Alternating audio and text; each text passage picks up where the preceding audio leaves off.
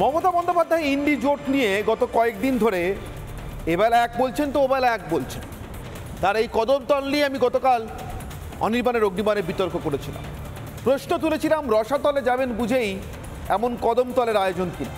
কিন্তু আজ আইএসএফ বিধায়ক, এ রাজ্যের বিধানসভায় একমাত্র আইএসএফ বিধায়ক নওশাদ সিদ্দিকী, সেই আইএসএফ বিধায়ক নওশাদ সিদ্দিকী যিনি 21 সালে 2021-এ বাম এবং কংগ্রেসের সঙ্গে আইএসএফের বোঝাপড়ার মাধ্যমে নির্বাচনে লড়ে আইএসএফের বিধায়ক হিসেবে এ রাজ্যের বিধানসভায় প্রবেশ করেছেন, সেই নওশাদ সিদ্দিকী আজ একরকম হাটে হাড়ি ভাঙলেন। সে হাড়ি এমনভাবে ভাঙল যাতে সোজাসুজি আঙুল উঠে গেল বাম এবং কংগ্রেসের জোটের দিকে। এই নির্বাচনে, এই লোকসভায় এ রাজ্যে আইএসএফ বহু আগেই জানিয়ে দিয়েছিল যে তারা বাম কংগ্রেসের সঙ্গে কোনো জোটে যেতে চায় না, যবে থেকে ইন্ডি জোটের সলতে পাকানো শুরু হয়েছে। তাও আসন সমঝোতা পর্বে কথাবার্তা এগিয়েছিল, কিন্তু শেষমেশ রূপ পায়নি। আজ নওশাদ বলছেন, সরাসরি বলছেন, ঠিক যেভাবে ইন্ডি জোটের সলতে পাকানোর সময় মমতা বন্দ্যোপাধ্যায়ের পাশে সীতারাম ইয়েচুরি অথবা মল্লিকার্জুন খাড়গে বা রাহুল গান্ধীদের দেখে প্রশ্ন তুলেছিলেন, ঠিক সেভাবেই বলছেন এ রাজ্যে আসলে মমতা বন্দ্যোপাধ্যায়ের সুবিধা করে দেওয়ার জন্যই, তৃণমূল কংগ্রেসকে জেতানোর জন্যই ভোটে লড়ছে বাম কংগ্রেস। তবে যে মমতা বলেন এ রাজ্যে কোনো জোট নেই, ইন্ডি জোটের বাম কংগ্রেস এ রাজ্যে বিজেপিকে সমর্থন করছে, বিজেপির হয়ে কাজ করছে। নওশাদের কথা কিন্তু উল্টো সুর।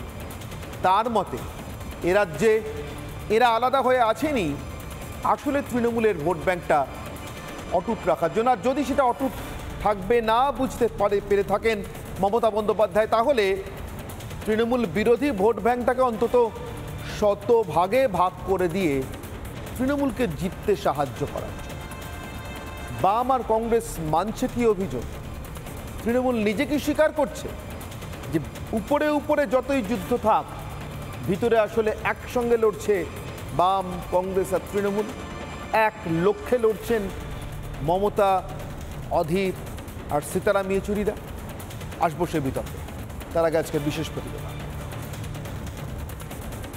কংগ্রেস আর সিপিএম বলে আমরা ইন্ডিয়ান অ্যালায়েন্স, বলবেন নামটাও মমতা ব্যানার্জির দেওয়া আর গড়েছেন মমতা ব্যানার্জি।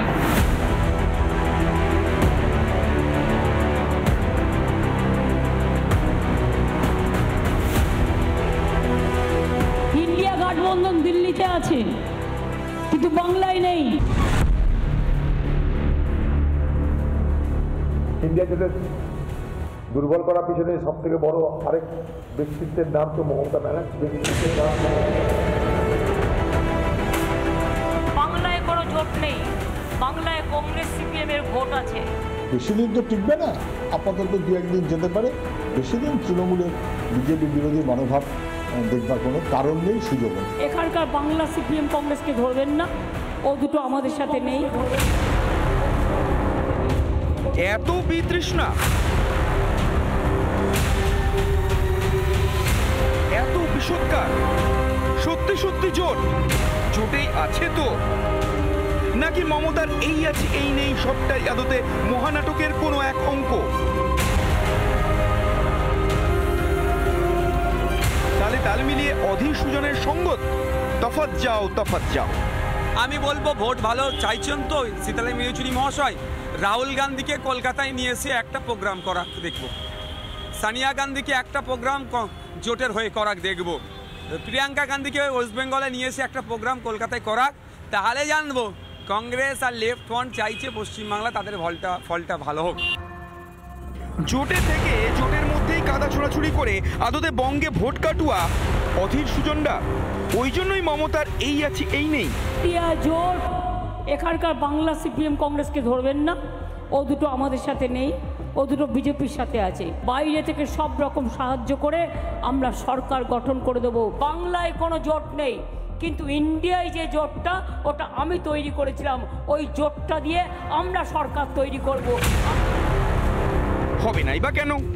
মমতা মাঠে দাঁড়ালে কথার মাঝেই ফাঁকা মাঠ, প্রশ্ন করলে হিরণময় নীরবতা। মুখ্যমন্ত্রী মমতা বন্দ্যোপাধ্যায় হাবড়াতে সভা করছেন, সেই সময় প্রচুর মানুষজন সভামঞ্চ ছেড়ে চলে যাচ্ছে মণ্ডপে। যখন মুখ্যমন্ত্রীর জনসভা চলছে তখনই কিন্তু কাতারে কাতারে তৃণমূল কর্মী সমর্থকরা তারা সভা মঞ্চ ছেড়ে চলে যাচ্ছে। বিনা পয়সায় গ্যাস পেয়েছেন কজন?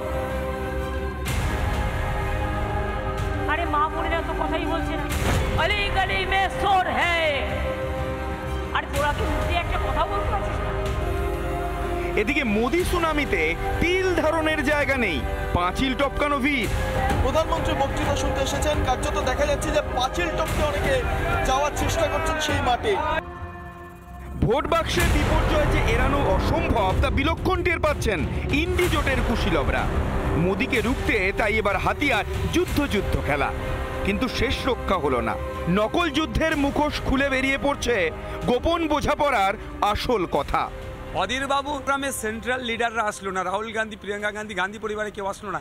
এটা বোঝা যাচ্ছে বকলমে এই জোট কাদের সুবিধা করে দিতে চাইছে।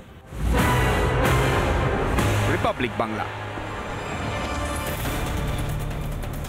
আর এখান থেকে আমার আজকের বিতর্ক শুরু করব। সে বিতর্কে আমার প্রথম প্রশ্ন, আমার প্রথম অগ্নিবাণ। ভোট কাটুয়া কাস্তে হাতেই মমতার মহাজোট, একদিকে কাস্তে অন্যদিকে হাত, কিন্তু এটাকে সত্যিই ভোট কাটুয়া আর এদেরকে নিয়েই মমতা বন্দ্যোপাধ্যায় মহাজোট তৈরি করেছেন, তাই তো বলছেন নওশাদ সিদ্দিকী।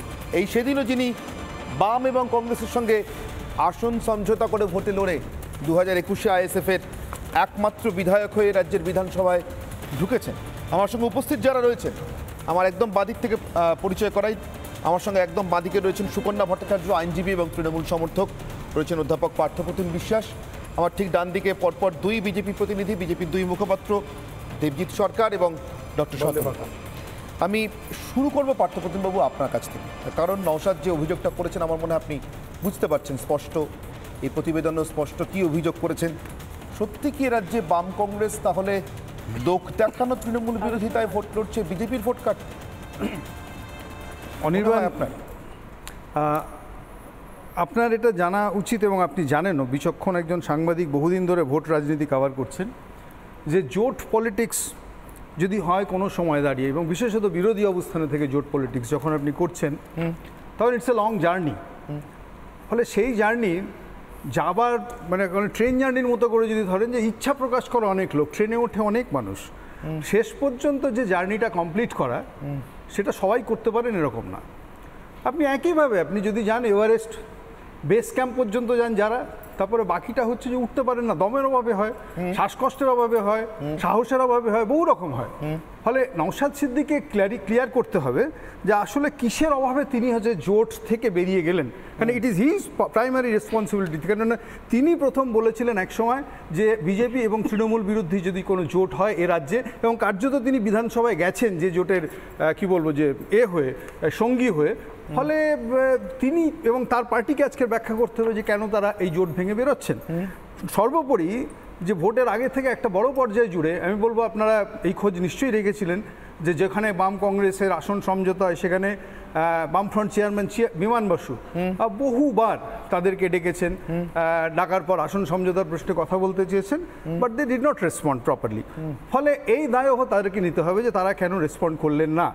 এবং একই সাথে যে ডায়মন্ড হারবারে দাঁড়াবো বলে যে মানে ভোটের অন্ততপক্ষে 2 মাস আগে থেকে তারা যে পরিমাণ হাইপ তৈরি করেছিলেন, কেউ বলেনি তাকে। ফলে ডায়মন্ড হারবারে দাঁড়াবেন না, তিনি জয়নগরে দাঁড়াবেন না, তিনি কাকদ্বীপে দাঁড়াবেন, আনইম্পর্টেন্ট। ফলে প্রশ্নটা হচ্ছে যে সেখানে হঠাৎ ডায়মন্ড হারবারে দাঁড়াবেন বলে সেখান থেকে এরকম পিছু হটা ইউটার্ন তাকে কেন নিতে হচ্ছে, এই প্রশ্ন নওশাদ সিদ্দিকীদেরই করতে হবে। এবং জোট প্রশ্নে তিনি যেটা বলেছেন, আমি আবারও বলছি যে সমস্ত মিডিয়া পণ্ডিতদের স্পেকুলেশন সেটা ভঙ্গ করে এখন প্রমাণিত হচ্ছে যতগুলো ভোট হয়েছে আসলে এই রাজ্যে ট্রায়াঙ্গুলার ফাইটটাই এবার হতে চলেছে।